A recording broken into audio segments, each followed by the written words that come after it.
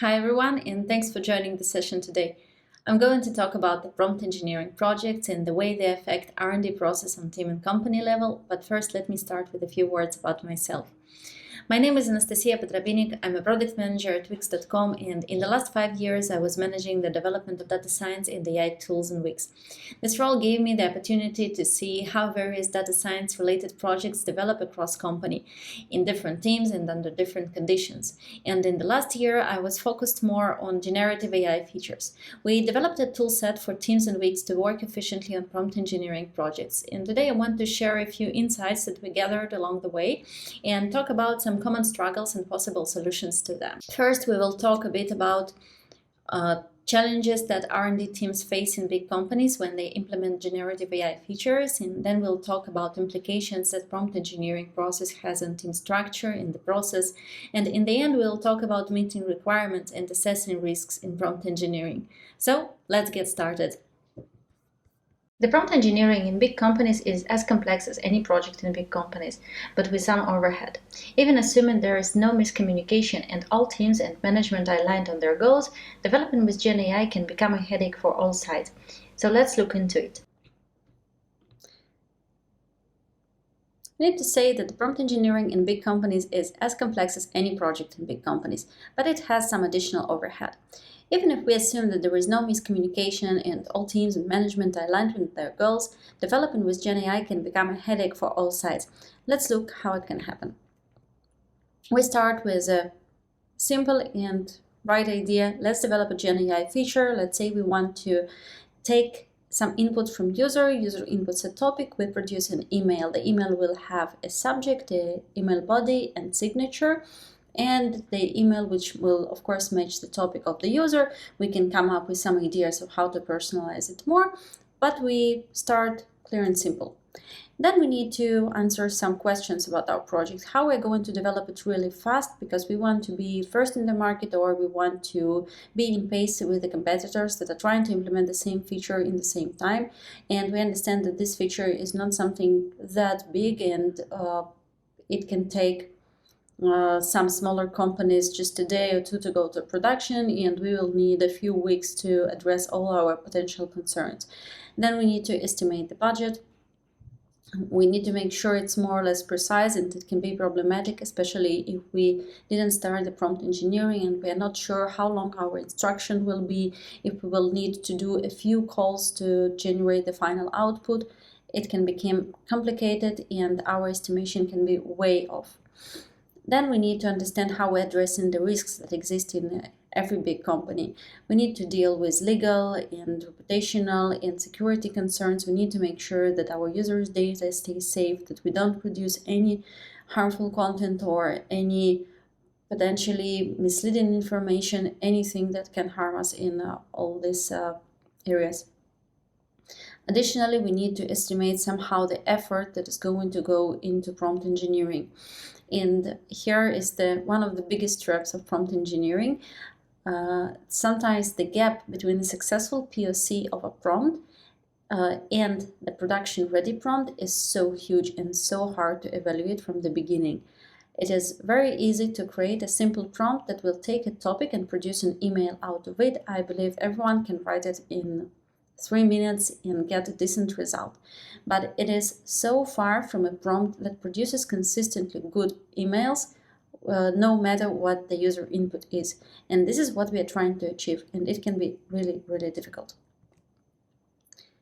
And then we need to know which model and which vendor we are going to choose, how we are going to decide which model is the best for our use case, how we are going to switch to new vendors if they appear, how we're going to react on the new model releases, are we going to go with each new version of a new model.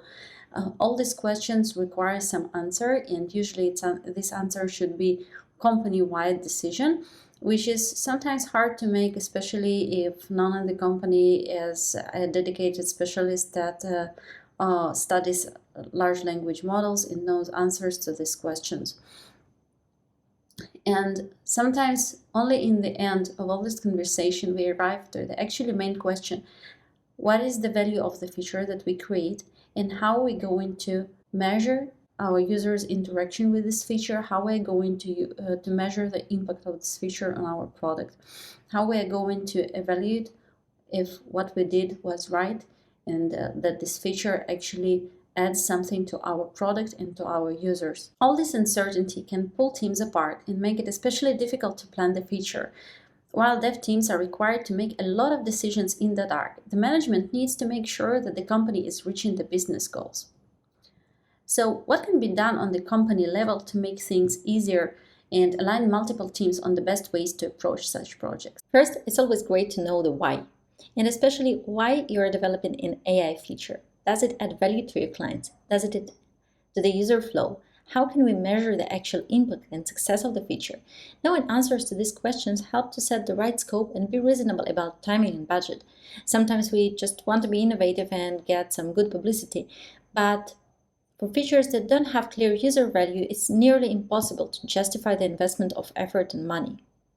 All the other points I'm going to make now will repeat themselves during the presentation, so this is how you know they're the main points. First, all the knowledge and practices that can be generalized should be generalized to company-wide guidelines. It goes for all aspects of risk assessment, legal, budget planning, maybe some end-to-end integration techniques. And second, all the prompt engineering knowledge that you accumulate is essential to share. Especially now when the prompt engineering is a relatively new area, you can see how the knowledge, ideas, and techniques that you accumulate as a company knowledge becomes your main secret weapon in running for the first place in the market and being the first to implement all the features that all your competitors are working on at the same time. But let's talk a bit about specifics. Where exactly does prompt engineering stand in the process? We are all familiar with the usual R&D cycle, where we have few common steps. We start with product and design, which usually includes defining the whole flow of the feature, maybe writing some technical specs, building some mock-ups, depends on the product. Then we send it to the development, and in the development we have a few iterations with quality assurance. Then the product goes to production, and hopefully after it we are able to collect some analytics, some user data to analyze. Maybe we have some actual user feedback, which then we can take again into the product phase if we need and think about the adjustments of the flow or add some additional features to the existing flows. And of course, you can imagine that this flow can be very different and depend on your product and can also change in different circumstances. You can add different phases to it or subtract that phases to it. Yes, you all are familiar with that sort of making things shorter, but we are not talking about it. Let's try to think where does the prompt engineering step go. We could imagine that the prompt engineering is just another brick in this flow that we can put somewhere around the development phase, maybe in parallel with development, and try to connect it to the final product. But as we can see, when we start to analyze it, it actually affects every phase of our product cycle. In the beginning, when we are working on product and design, we already have to be aware of prompt engineering and maybe do some proof of concept or some test prompts to understand that what we are trying to build is even feasible, or we know what are the potential things that we need to solve in the user flow in order to write and use the correct prompt.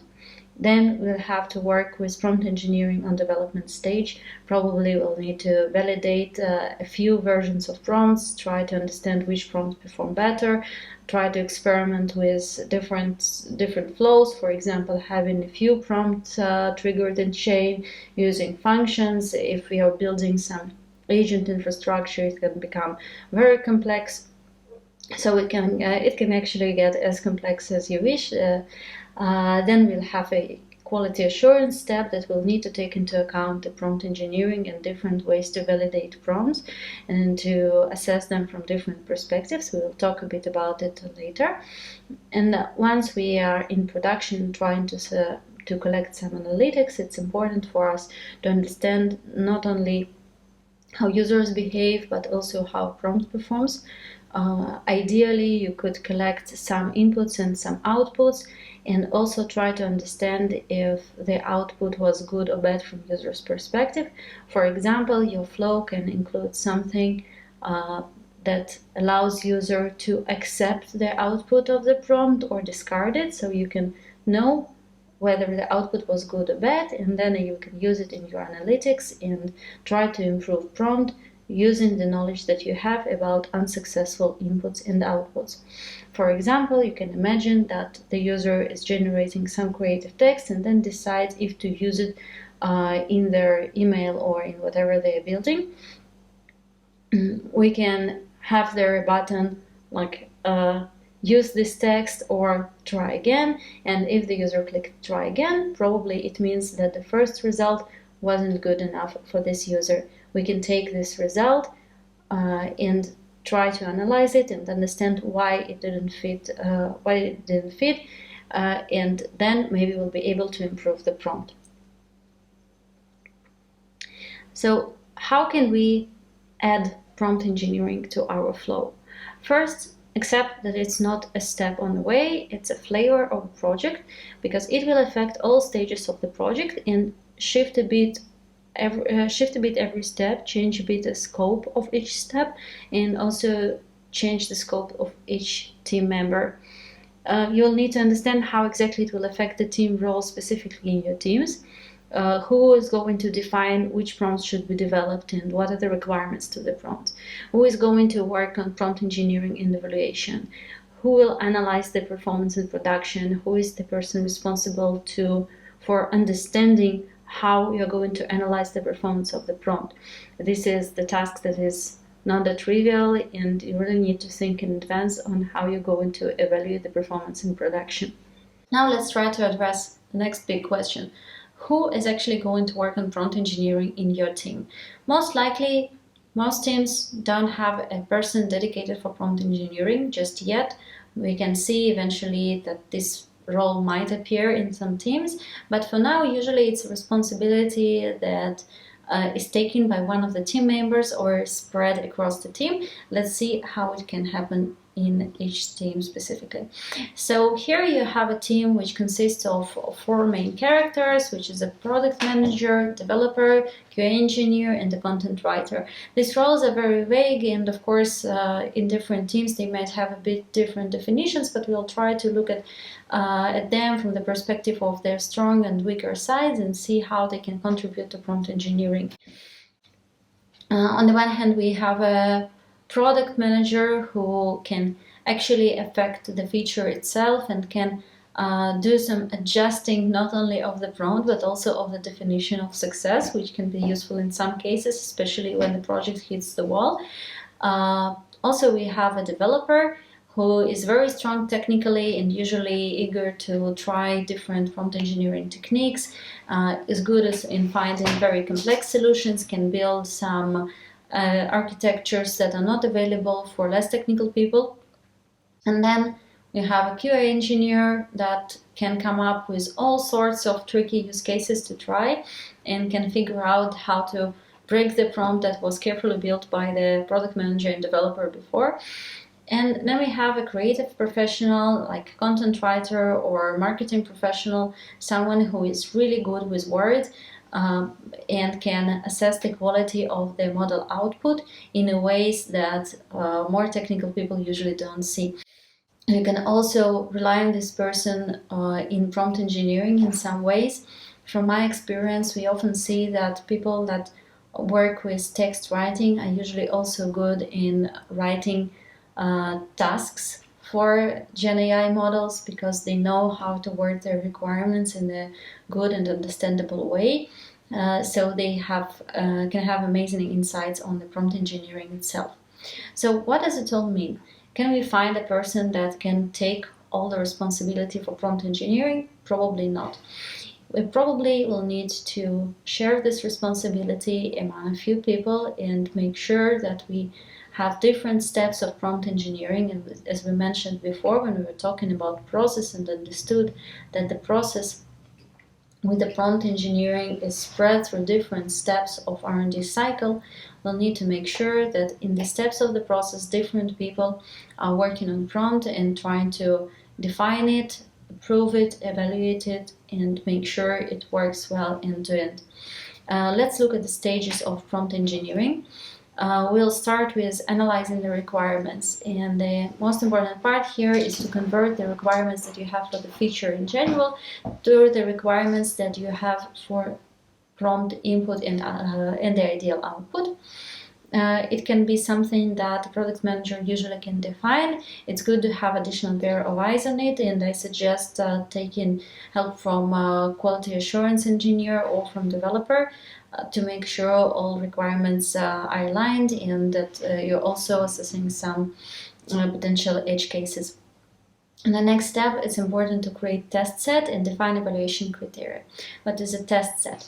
If we return to the example with email generation, the test set will be the list of possible inputs that come from the user, means the topics for emails that the user create are the potential test set for the prompt that takes the topic as an input and produces the email as an output. Usually, quality assurance engineer will be a good person to come up with all sorts of possible inputs and also take into account some positive scenarios, some unpredicted cases, some potentially harmful inputs, and so on. Also, it's good to have content writer on this step to try to come up with some creative ideas for the text, and also they can work together to try and understand the evaluation criteria. Evaluation criteria is something that is derivated from requirements and also from general understanding of what the output text should be. You can evaluate if the text is good by its content, by its style, if the format is right, and so on. We will talk about it in the next chapter. And the next step is creating actually the prompt version, the prompt engineering itself. Here you can, first of all, I suggest that different people in your team will try to build their prompt. I think it can be an interesting experience for a person in every role in your team. But usually it makes sense to have here at least some technical owner and someone who is good with content writing, and try to make these people collaborate and build one or few versions of the prompt that you want to try. And then try this prompt with the test set that you created on the previous step. After you generated lots of results, you will need to go over them and evaluate. Again, sometimes the evaluation criteria are rather technical and they can be at least partially automated or can be checked by the developer themselves.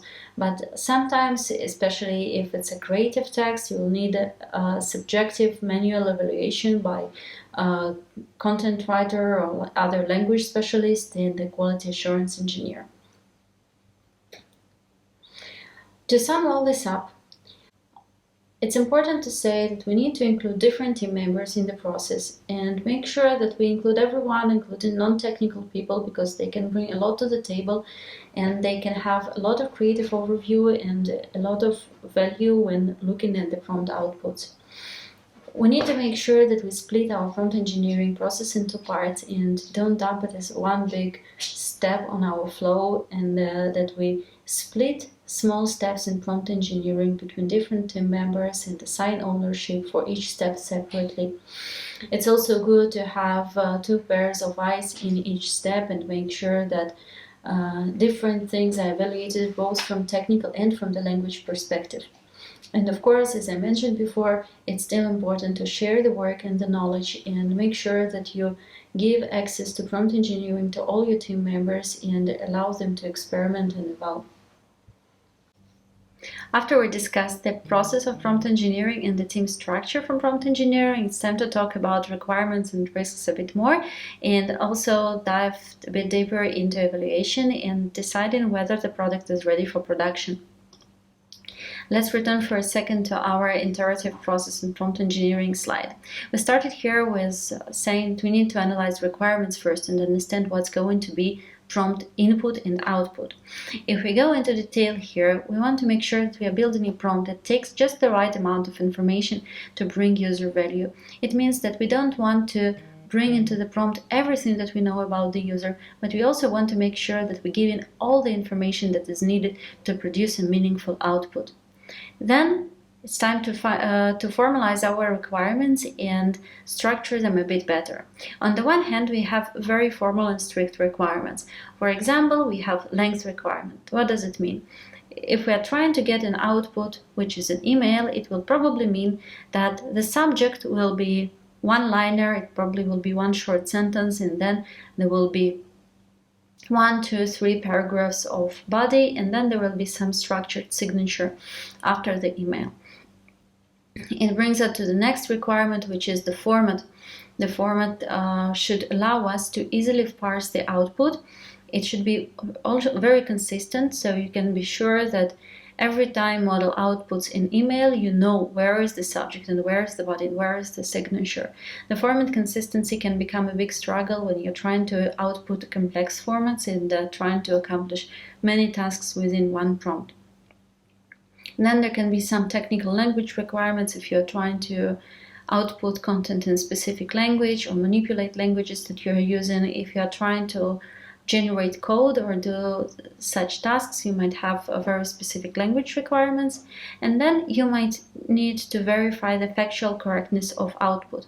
Why do I say that it's not something mandatory? It really depends on your use case. Sometimes you allow model to go wild with creativity and it's something that is actually desirable for the output, but sometimes it's really important to make sure that the model will not output anything that can be even potentially misleading or incorrect or outdated, especially when it's something that is supposed to help users within your system.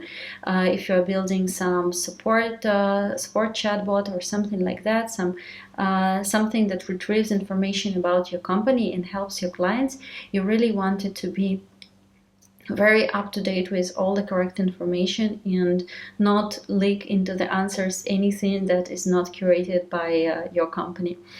And then you have a whole bunch of user experience and style requirements that touch more of the creativity part of the output. Sometimes when you are trying to create something more creative for users, for example, outputting some text, maybe, as I said, email, or maybe it's a greeting card, so poem, I don't know, anything like that, you might want to generate multiple outputs for the same input and allow user to select from some options, and in this case you will need the results to be really different, but they still need to maintain the structure, the format that you defined on the previous step. So it can be really challenging to make the model creative but still stick to some predefined format. It's something that you will have to figure out with your prompt engineering or other techniques. Then you'll need to make sure that the tone of voice matches what you expect. It's not necessarily some pre-existing tone of voice, like, let's say, official or funny or casual or whatever. It can be also tone of voice very specific for your company, some terminology that you prefer to use, some words that you're trying to avoid, some certain way of addressing your client can be very important for your company, especially if you're building different tools to interact with your product. You probably want all these tools to be aligned in the way they talk to the clients, and it can become a very very serious and also very expensive requirement, and it might require a lot of prompt engineering. And then you have general creativity. Sometimes you might notice that the answers become somewhat repetitive. You start noticing certain patterns of the outputs. I think it's something that we will see more and more. But in general, there are different ways to make sure that model doesn't pick the first most probable answer and goes a bit beyond, but it's also something that you want to keep track of and evaluate. And then you have a few risks that you want to address. I put them in 3 groups, but of course there can be some more specific things, and in each of these groups you will find actually much more concerns that I pointed out here. But just to give some overview, There are security concerns that sometimes are technical and sometimes are model related when you have some scenarios to abuse the whole system and repurpose the prompt for something else. There are prompt injections. There are different ways to actually get the initial raw prompt that you have and actually steal it. There are reputational concerns which I briefly mentioned before, when we can see that the model can output some information that doesn't help us in a reputational sense. It can be misleading information about our company. It might be some information about our competitors. It can be even talking about something potentially controversial that we don't want to highlight as a part of our service. And additionally, it's all sorts of legal concerns that largely intersect with reputational and security concerns. We need to make sure that we're treating the data of our users really carefully, that we are still GDPR compliant no matter what we do. It might mean that we need to prevent sending the user data to some third-party LLM models. It might mean that we need to review all the inputs and outputs for all sorts of sensitive data or harmful content or misleading information.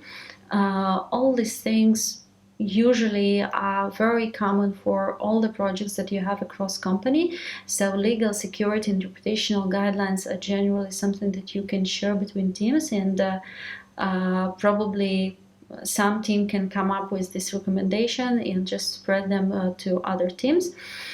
But in the end, what should happen is that after assessing all the requirements and all the risk, you should come up with an evaluation criteria list.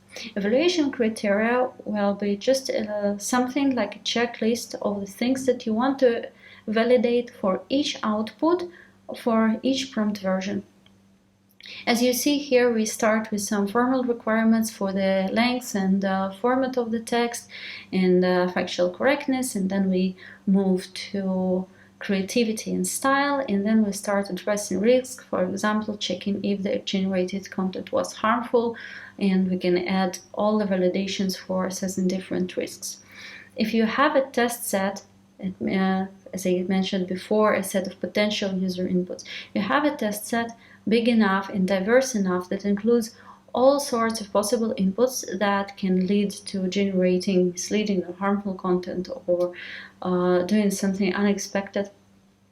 You will be able to validate how often something happens that shouldn't happen, and you might think how you're going to mitigate it. Sometimes you will add some additional validation on top just to filter the harmful outputs. Sometimes you would prefer to change your prompt to make sure that you avoid the situations whatsoever. It very depends on the specific use case.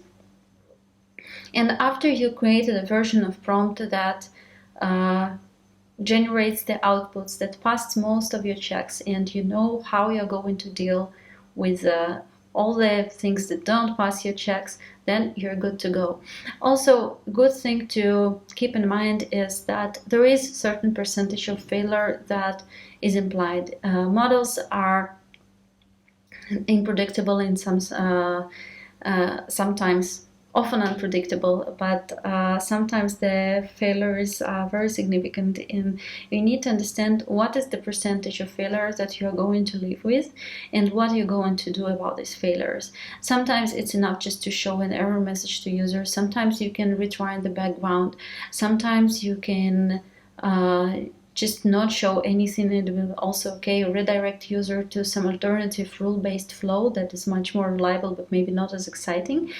And after that, you can say that you have some robust solution that works 97% of cases, and in 3% of cases you're doing something else. It's also okay, and it should be a way to go. So with all that said, still, can we ever be ready for production? Yes, if you invest in preparing a good test set and you really think about the evaluation criteria that you're going to to apply to each of the outputs, that you are really going to test each prompt version. And when saying test each prompt version, I mean testing every change also in the settings of the prompt, because the same prompt with a temperature 0.5 and temperature 1 are two different prompts with totally different outputs and totally different expectations. Then it's important to plan fallbacks. No matter what, the model will fail sometimes, and you need to know what's going to happen to user once it fails. Then, last but not least, it's important always to keep in mind how you're going to measure how users actually use your feature, if they like the outputs, if you know why they don't like the outputs, if you have a way to improve based on the feedback from the users, if you know how to estimate if the feature improves something for the general flow in your product. These are all things that you need to know how to answer in order to be ready for production and to say that your feature is a part of your product right now and you have AI in your product finally. Thank you. That's it for my session, and now it's time for the questions if you have any.